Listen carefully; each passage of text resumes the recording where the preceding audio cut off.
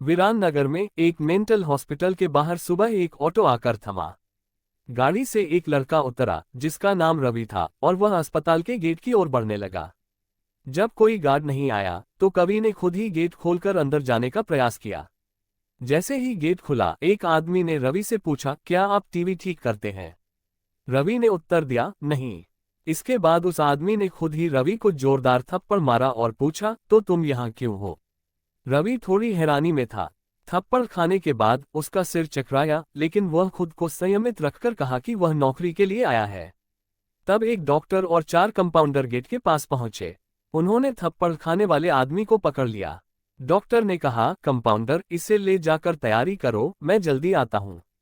जब कंपाउंडर चला गया तो रवि डॉक्टर के पास गया और पूछा, क्या आप बता सकते हैं कि डॉक्टर पाटिल कहाँ मिलेंगे? डॉक्टर ने कहा, मैं ही पाटिल हूं। तुम जाओ, अपना नौकरी का पत्र दफ्तर में जमा करो और फिर वहां से ड्रेस लेकर बगल के कैबिन में आओ।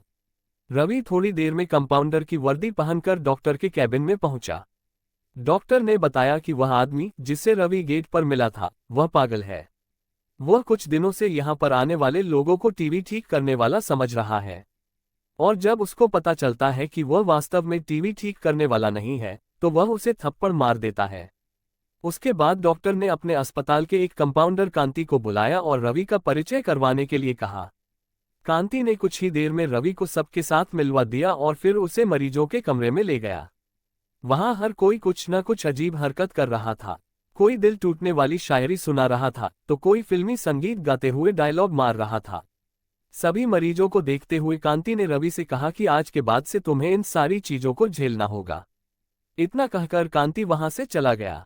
तभी रवि को पता चला कि उसकी नाइट ड्यूटी थी। दिन के समय आराम करने के बाद रवि रात को मरीजों की देखभाल करने लगा। जैसे ही रात के 12 बजे सभी का चेहरा डर से पीला पड़ गया। हल्ला करने वाले मरीज भी चुपचाप से एक कोने में बैठ गए। ये सब देखकर रवि को बड़ा अजीब लगा। उसने डॉक्टर से पूछा, आखिर ये सब क्या हो रहा है? सब लोग इतना डर क्यों रहे हैं? डॉक्टर ने उत्तर दिया, इस अस्पताल में रात 12 बजे के बाद भूत घूमते हैं। वो सभी पुराने मरीज हैं जिनकी इलाज के दौरान मौत हो गई थी। तुम संभल कर रहना। रवि को भूतों पर विश्वास नहीं था। उसने डॉक्टर की बात को हंसी में टाल दिया और अपना काम करने लगा। उसी रात रवि अकेले बाथरूम जा रहा था जब उसे लगा कि कोई उसके पीछे है। मुड़कर देखने पर कोई नहीं दिखा। कुछ देर बाद उसे फिर ऐसा ही महसूस हुआ। रवि ने सोचा कि यह भूत की बात उसके दिमाग में घूम रही होगी, इसलिए उसे वहम हो रहा है। बाथरूम करके जब रवि बाहर आ रहा था तो उसे शीशे में लिखा हुआ दिखा, आज तुम पागल हो जाओगे। रवि को लगा कोई उसके साथ मजाक कर रहा है, इसलिए उसने इस बात पर गौर नहीं किया और अपने काम पर लग गया। कुछ देर बाद रवि को एक तेज चीख सुनाई दी। वह दौड़ते हुए आवाज की ओर बढ़ा। जैसे ही रवि वहां पहुंचा, एक पागल ने दरवाजा अंदर से बंद कर दिया। किसी तरह से रवि ने उस दरवाजे को खुलवाया। दरवाजा खुलते ही उस पागल ने कवि को हवा में उछालकर गिरा दिया। रवि को इतनी जोर से गिराया था कि उसकी पीठ में गहरी चोट लग गई। तभी एक जोर की हंसी रवि को सुनाई दी। वही पागल हंसते हुए बोला कि मैंने कहा था ना कि आज तू पागल हो जाएगा। रवि ने गुस्से में चिल्लाते हुए कहा, पागल आदमी, तूने ये क्या किया? रुक, तुझे अभी बिजली का झटका देता हूं। पागल ने जवाब दिया, अस्पताल में मिलने वाले बिजली के झटके से ही तो मेरी मौत हुई थी। अब तू क्या मुझे कोई शौक देगा? अब मुझे इनका डर नहीं। इतना कहते ही उस पागल भूत ने रवि को एक हाथ से पकड़ा और दूसरा हाथ स्विच बोर्ड में डाल दिया। इस तरह से रवि को बिजली का इतना तेज झटका दिया कि उसकी चीखों से पूरा अस्पताल गूंज उठा। रवि की आवाज सुनकर अस्पताल में मौजूद नाइट स्टाफ दौड़ते हुए उस कमरे की तरफ आए। सबको वहां रवि बेहोश हालत में मिला। तुरंत रवि को मरीजों के बेड पर लेटाया। उसी दिन से रवि की दिमागी हालत खराब है। अब रवि अपने आप को उस अस्पताल का डॉक्टर समझने लगा है।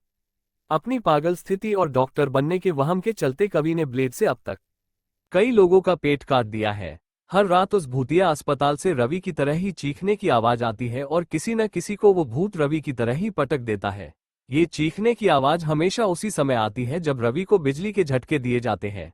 कभी कभी हमारे लिए सामने वाले की चेतावनी को हल्के में लेना खतरनाक हो सकता है। हमेशा सतर्क रहना चाहिए। थोड़ी सी भी सावधानी हटने पर भयानक दुर्घटना घट सकती है।